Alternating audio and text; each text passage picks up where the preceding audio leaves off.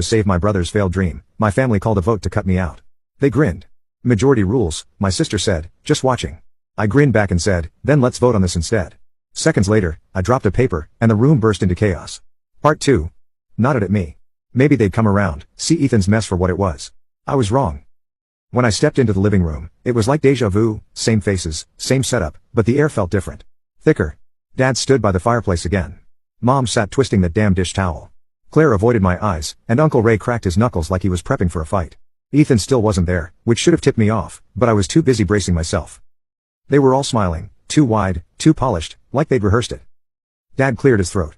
We've been talking, Jack. You won't sell the shop? Fine. But we can't let Ethan drown. So we're voting. You're either with us, or you're not family anymore. Majority rules. My jaw dropped. A vote? Like I was some stranger they could kick to the curb.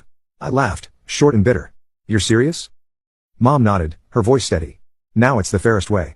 We've got to protect what matters. Protect what matters? Ethan, not me. Dad raised his hand first. Then Mom. Then Uncle Ray. I turned to Claire, my last hope.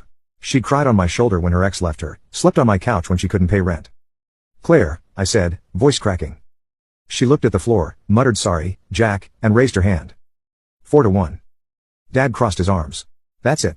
You're out. The room spun, not just from the decision, but from them. 8 years of showing up, and they'd erased me with a show of hands. I stood there, heart pounding, and forced my voice calm. Fine. Let's vote on something else, then.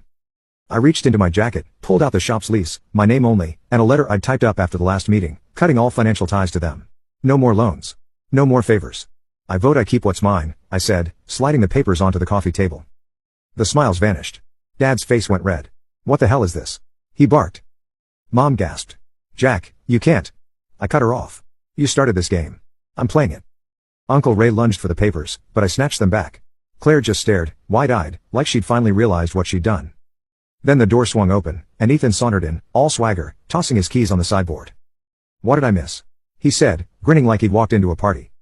The room erupted. Dad yelled at me, this isn't how family works.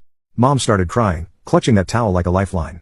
Ethan's grin faltered as he clocked the papers, but he recovered fast, stepping toward me. Come on, Jack. Don't be dramatic. Dramatic? After they just voted me out of my own blood? I held up the lease. This says I don't owe you a damn thing. You're not touching my shop. His eyes narrowed, but he didn't push, yet. Dad slammed his fist on the mantel. You're selfish, Jack. Ethan's fighting for his future. I met his glare. And I'm fighting for mine. The betrayal sank in then, heavy and cold. They'd chosen their golden boy over me, not just with words,